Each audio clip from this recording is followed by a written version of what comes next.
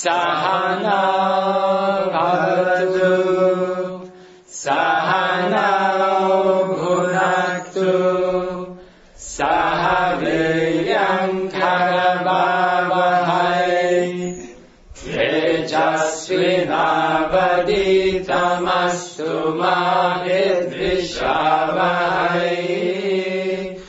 Om Shanti Shanti Shanti.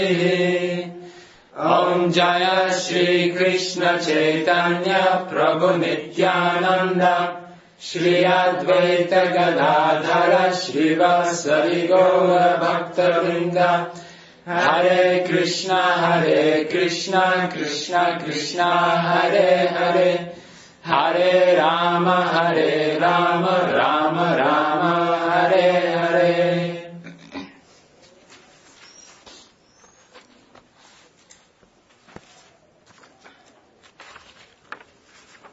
So text 1. Weren't you supposed to sit here, the ladies? Or it's okay? You can hear? Text 1. A sober person who can tolerate the urge to speak, the mind's demands, the actions of anger, and the urges of the tongue, belly, and genitals is qualified to have disciples all over the world. So by now, I hope we all understand that the importance of the control of the senses and the mind. We have been talking about this the last time, and the previous time also. So without sense control, it is not possible to attain anything significant in the material world or in the spiritual world, or even if you just want to be a regular, decent citizen, also, you have to have some system of sense control. There is a famous psychiatrist who wrote a book, very famous book, and then he explains there the different aspects of discipline. What is to be disciplined? And then the first thing he says is what he calls to delay gratification. That means, if you explain it very simply, that means first you do your job, all the things that are not very pleasing for the senses and the mind, but you embrace this. In other words, you embrace the tapasya, like if you go on Sankirtan, sometimes, often it's tapasya. But anyway, you embrace this austerity, and then when you are done with your job, then only you can have some, this is a material book, so then you can have a recreation, kind of doing things for pleasure. Going back to the temple, taking prasadam with the devotees, having some prajalpa, like this. Or prajalpa is not recommended, of course. But this is the principle. First, you have to do the job. And this is the only way you can be a decent person in this, even in the material world. There's somebody there then. So even if you're not very ambitious, spiritually or materially, still, if you want to function in a society, there should be a system of self-control. And what happens if this system is not there? If we don't, let's say, delay gratification? Then there is a word, sociopath. That means a person who cannot function inside the group of people. He cannot function in the society. Because society means a set of rules everybody should follow, so that his behavior becomes very predictable. Everybody knows what to expect from him. And if we just follow the urges of the senses, then we are also very predictable in our behavior, just that we cannot be trusted. We're not trustworthy. That means we are functioning on the lowest level of, these three rasas we have been talking. The Parthiva rasa, when the senses meet the sense objects, this is the lowest level of happiness. Then the Svargya rasa, when there is interaction between people, following duty. So this is deriving happiness from the lowest platform of just senses meeting the sense objects. And then, if someone is very attached to this level of happiness, then as soon as he gets these urges that Rupa Goswami is talking here, then he's gone. And he won't perform his duty. And it's embarrassing. He cannot function in the society. Material society or spiritual. So why we are talking so much about these things? Why it is so important? Because not so much because we have to follow. Of course, we have to follow the 4 regulative principles, and this is a must. It's not a matter of discussion. But why it is so important? Not so much because we break a rule. We have been breaking these rules since time immemorial. We in the material world since a long time. And if you're going to break it one more time or two times more or 10 times more, it's not so important actually to Krishna. Because we have been doing this a long time. Kind of, yeah. But the important thing is to earn this trust, because the citizens of the spiritual world, they have to have faith in us. In other words, there is serious things are going on there. There are Ashtaka Leelas, all these pastimes of Krishna, and in order to everything to happen, you have to rely on people. Otherwise, the pastimes cannot happen. That means we have to be reliable. And if you follow all these rules that we promised, we gave a vow, if we follow this throughout our lives, that means we are trustworthy. And they can trust us. If we don't, that means we have to stay here. Because we won't be admitted in the spiritual world. Nobody will trust us. Because we will be carried away by our senses. Is that clear? Yes. What was the different kinds of happiness? The first is called Parthiva Rasa. The senses mean the sense objects. And there is a sense of pleasure and happiness, but as soon as the senses are disentangled to the sense objects, this feeling is gone. And yes, you didn't hear something? And the other one? Svargya. Yeah. You said there's 3 or 2? Yes, 3. And then the third one is Vaikuntha Rasa. The rasa in the spiritual world between the liberated devotees and the Lord.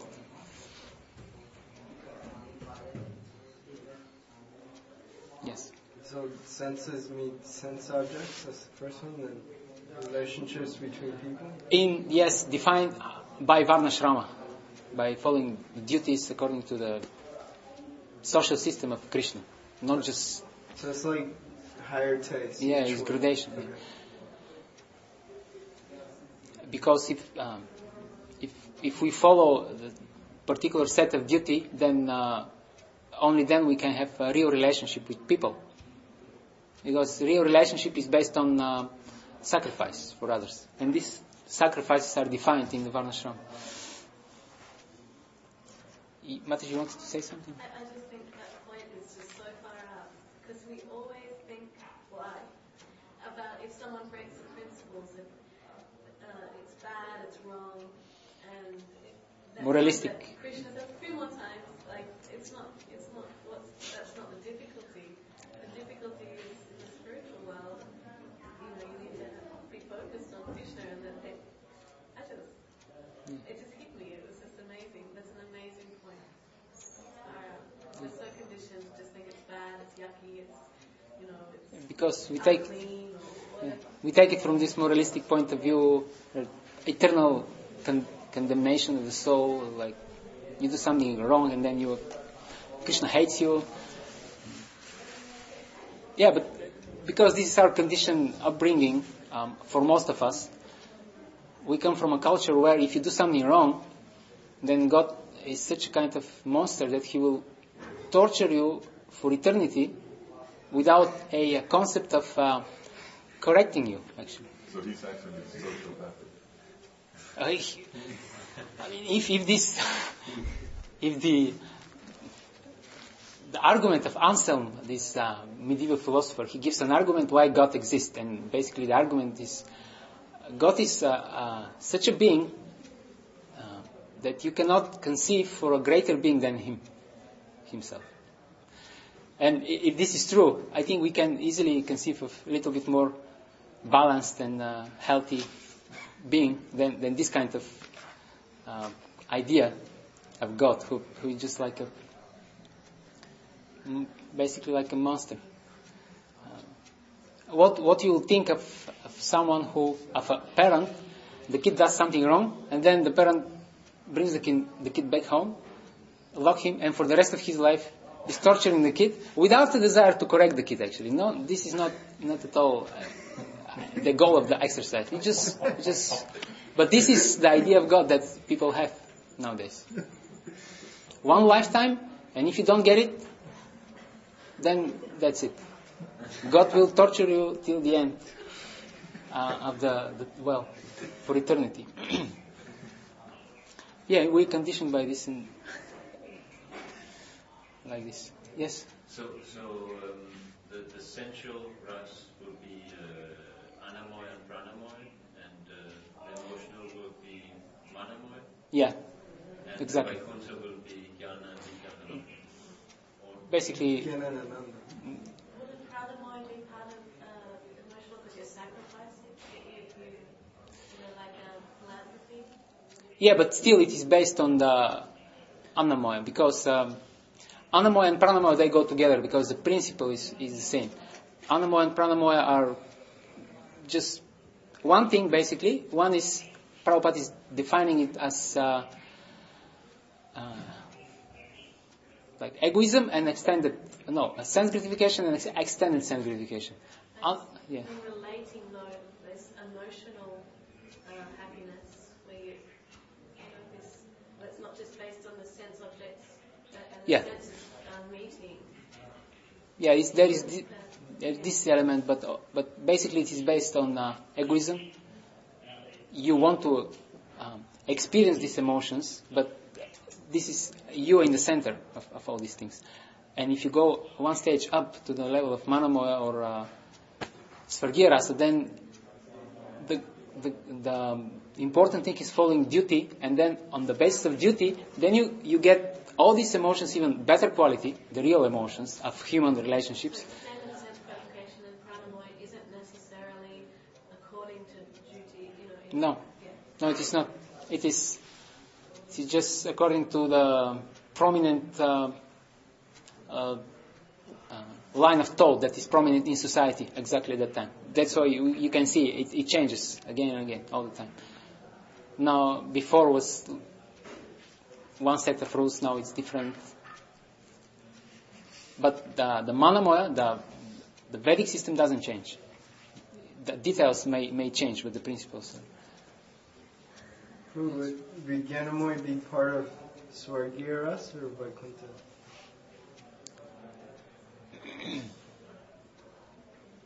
Vijnanamoya means you realize that you're not the body, liberated platform. So it depends where you're going. If you continue, like in Bhagavad Gita, Brahma Bhuta Prasanatma Samak Sarveshu Bhutishu Mad Bhakti Mlavate Param, then it goes to the Vaikuntha Rasa. You understand? For us, is Vijnanamoy considered the stage of Bhava or Anartha? Vijnanamoya stage of Bhava, I'm not sure. Yeah, maybe. Because it's on a liberated platform. So.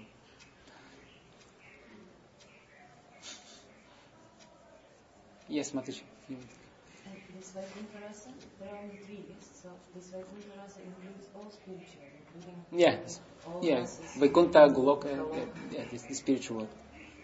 Yes, true. So can you say that in the same way as pranamoy touches both on manamoy and anamoy, then vikyanamoy touches both on pranamoy and on manamoy and anandamoy. Anandamoy is a separate category. It's a third category. Yeah, but I mean, like in the sense that if you're having the goal, to get, to connect yourself to Krishna, then actually vikyanamoy, it touches on that. And if you have the goal, just it's like the emotional exchanges. To stay in the material world. Then it's touching down. On you can take it also that way. Yeah. Yes. I have a question. That is, in this, the difference between, say in Swargiya Rasa, that means people are getting their happiness from their relationships according to Varnashram system. So if people are following their relationships according to the Varnashram system, but still their focus of where they want to get their happiness from is the sense gratification gotten from performing their duty, then is that Partipya Rasa? If they follow Varnashrama, but their focus is to get happiness from Parthiva Rasa, from the lowest. Yeah, still the focus is the sense gratification, not the relationship. Then it's mixed. Technically it's not, it's just... is it possible? Well, I guess so. Might be. Just follow the mechanics of Varnashrama. Yes. But the goal is actually on the lower platform. I guess it's possible. I can't think of example though. And they wouldn't follow Varnashram. Why would they follow Varnashram? Because they understand that to get the best material result in the material world, you have to follow God's rules. That's why they follow it. But they can be asuras. There is asuric Varnashram. Everybody follows Varnashram, almost. Asuras also follow. If they know that that's the... For sense gratification. If they know that that's the best way to achieve something, then they would also know that relationships between people are more important than just objects, right? Yeah, but they might not act upon that knowledge. They may know it theoretically, but still, practically they're egocentric and they just want things, stuff. They don't value necessarily so much relationships with people, and then there's so many people like this, even among devotees. It happens. It's sad but true. Okay. Yes. We say that if one makes something for Krishna without wanting any result for himself, this is pure. Okay? And if someone makes something for other people, then there is always selfish motive in that. Can it be also pure, like really without wanting, just because a person, for example, doesn't know Krishna, yes, but he feels this desire to do something for others without results, or there is always this false ego aspect? It should be, necessarily should be some, it should be based on ignorance, ultimately, because if Krishna is not, if it's not connected to Krishna, it is by definition based on ignorance, because it is based on ignorance. You ignore the most important person in the creation, which is God. Otherwise, the sentiment may be okay, but the result won't be spiritual because it is based on ignorance. Still, Bhagavad Gita, Prabhupada makes the point very clearly that if you don't know that the ultimate cause is Krishna, but you sacrifice for the cause that you think is the highest, then still it is progressive. Prabhupada says, in due course of time, one will understand that Krishna is the ultimate goal and he will attain perfection. So it depends on the sincerity, the purity of desire. But without knowing the name and the details and the whole picture of spiritual reality, even if it is honest, sincere, and this something Yes.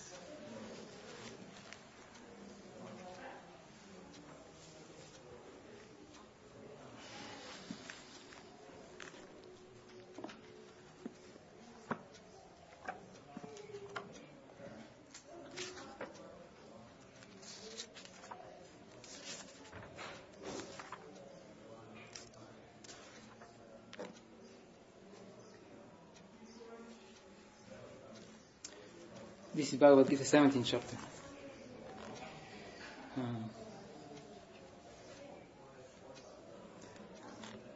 The association of the living entity with the different modes of nature has been going on perpetually.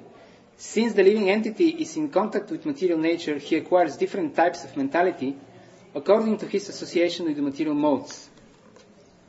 But this nature can be changed if one associates with a bona fide spiritual master and abides by his rules and the scriptures. So here we have the situation that you're describing. Someone is, because what we are talking here is, someone is under the particular combination of the modes, and he thinks this is the best, because he is influenced by the modes. Gradually one can change his position from ignorance to goodness, or from passion to goodness. The conclusion is that blind faith in a particular mode of nature cannot help a person become elevated to the perfectional stage. If it's just a faith, doesn't matter how sincere it is. If it's blind, if it's based on ignorance, one has to consider things carefully with intelligence in the association of a bona fide spiritual master. Thus, one can change his position to a higher mode of nature.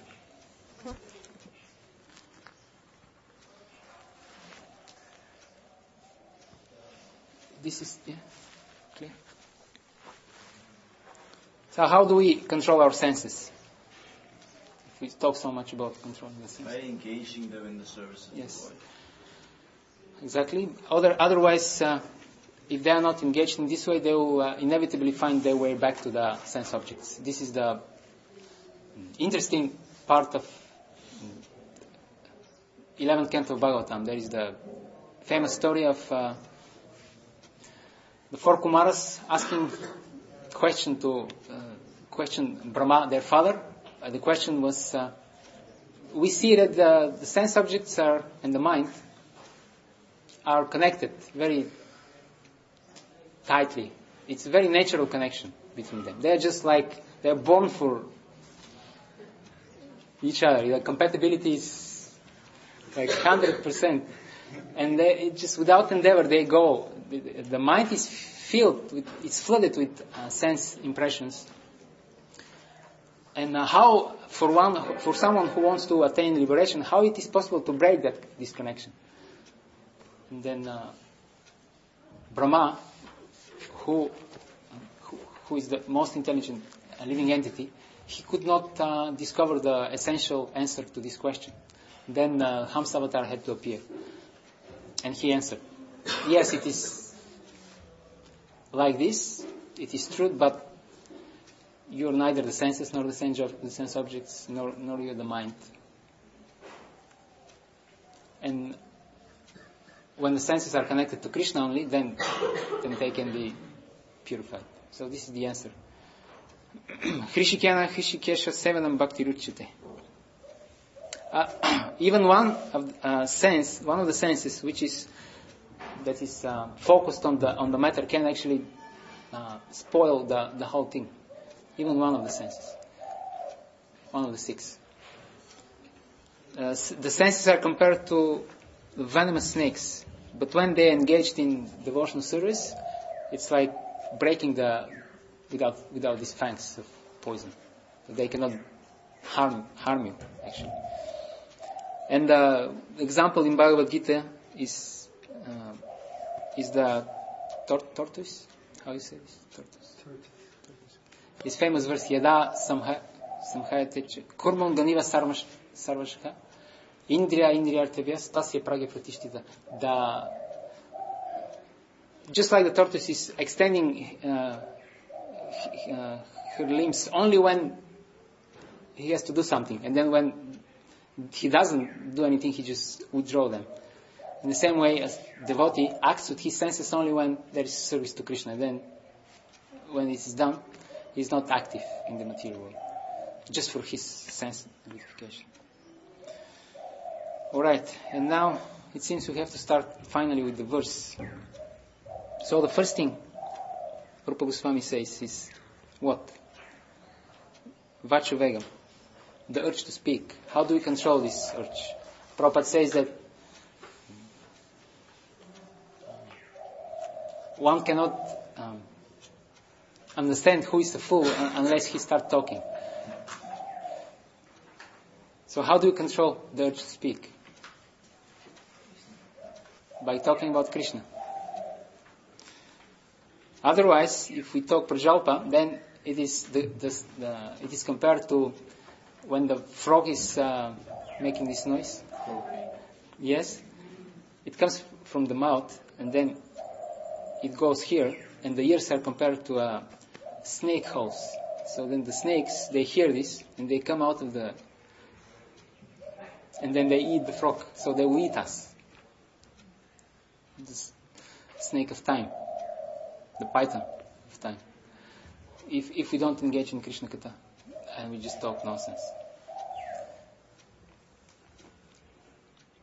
Did you read this purport? Yes? That connection is oftentimes seen among devotees as prajalpa when we are talking to people about their personal life, and their problems and those kind of things. But I have heard descriptions of, I think it was Rupa Goswami when he was visiting the different villages. Then he was talking to them, asking them, how is your daughter and how is the farming going on and all of that. So can you elaborate on that? Srila Prabhupada also, he was asking people, how is your wife? He would say the name of the wife also. Bhaktivinoda Thakur also mentions, if you just go and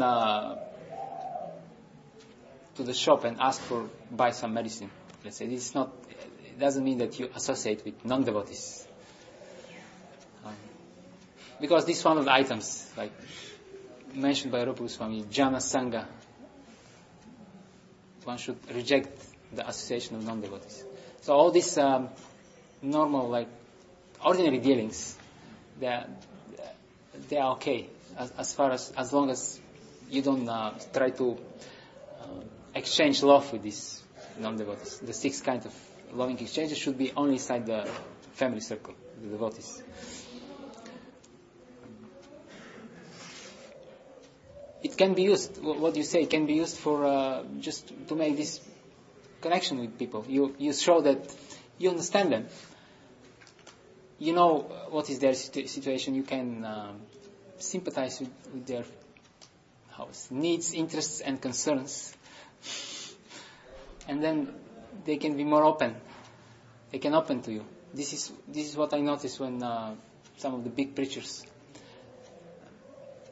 they have to give a class, to give a talk to new people. What they will do in the beginning, they will just ask questions. So what do you think about? Basically, what is your philosophy? What do you think about this? What is the goal of life? What is happiness? And then they will listen for 10-15 minutes. Everybody will say something. And then when they're done, then they are actually open to listen because they just spoke for 20 minutes. Now they can listen. So it all depends on the purity, on the sincerity, and what is the motivation. Do you want to help these people to connect them with Krishna, or you just want to indulge in prajalpa with them? Yes, Mataji. Revealing the mind in confidence is one of the 6 loving exchanges between devotees. Yeah. So it's an important aspect of spiritual life, and if it is for the purpose of advancing in spiritual life, then it's not japa. Sure. If this person has an obstacle, Oh yeah. and they're discussing with somebody who can help them, it's not just going to reinforce their maya. then that's not japa. Yeah. That's why it's so important to be confidential. If you share with someone and then the next day it's on internet. This destroys the trust, and then you can say this part of the 6 types of loving exchanges, it is closed page for you anymore. You don't trust people, you don't trust devotees, so you cannot advance nicely. It's so important.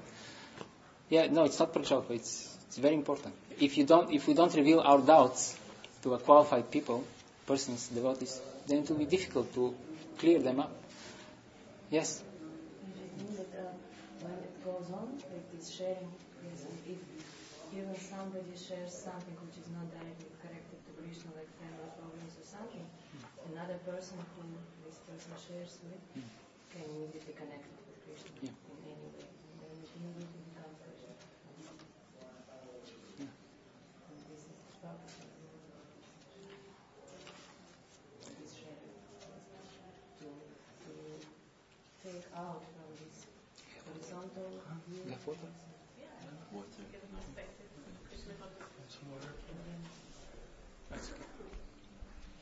Is that answering your... Is that okay? Mataji? Yeah. No, but coming to the previous point you made. Oh, yes.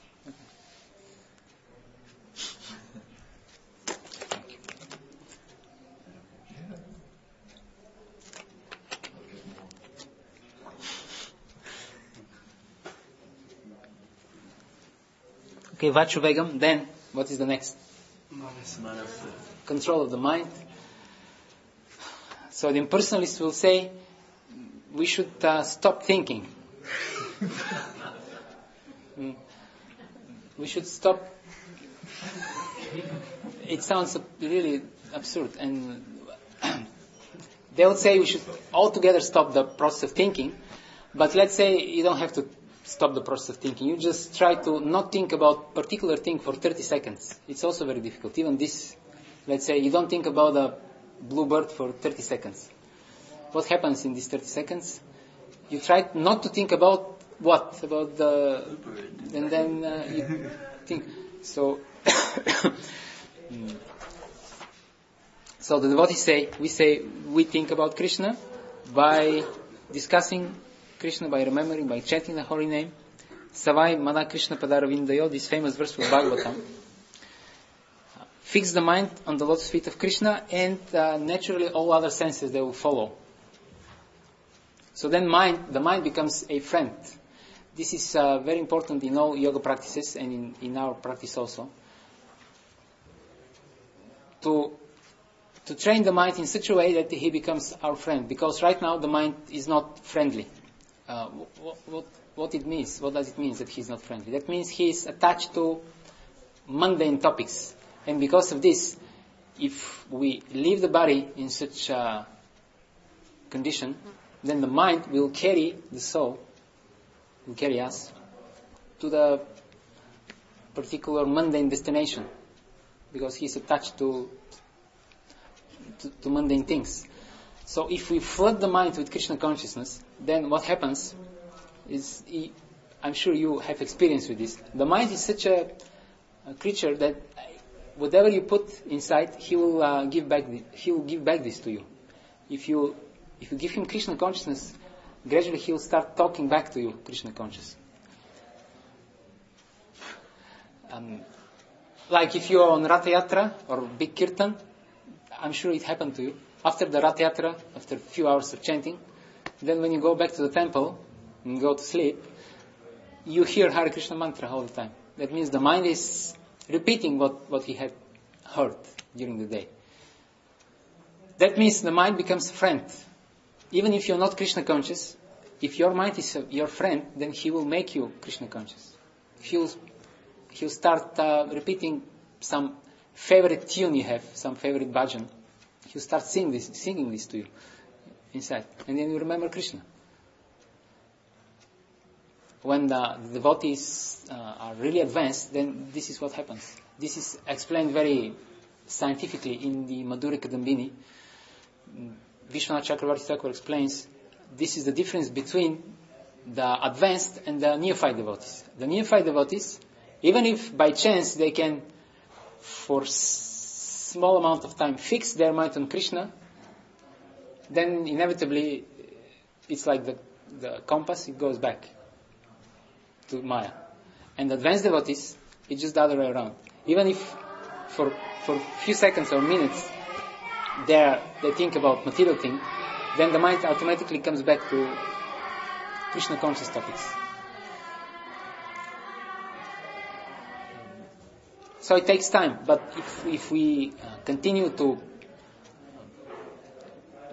purify the mind by getting him hear Krishna Katha, then at one point he will talk to us Krishna Katha all the time, even if we are somewhere else. He will bring us back because he's a friend now. All right, I have to finish here. We're not advancing very much, but we have time. Spiritually, we're advancing, not so much in the practice. Okay. We are much behind, and maybe we can use the time tomorrow because every one of us is not here. Yeah, tomorrow we are having class. It is in the morning. Yeah, after Priti, I think Priti Mushe will give class first, and then we'll have Nectar instruction. We could extend it and have some class also if it's necessary. But it is not, because we still have a lot of weeks to go. We have a lot of time. I think we have time. Okay. Om Hare Krishna, Krishna Krishna, Hare Hare, Hare Rama, Rama Rama, Hare Hare. Shri Prabhupada ki jai.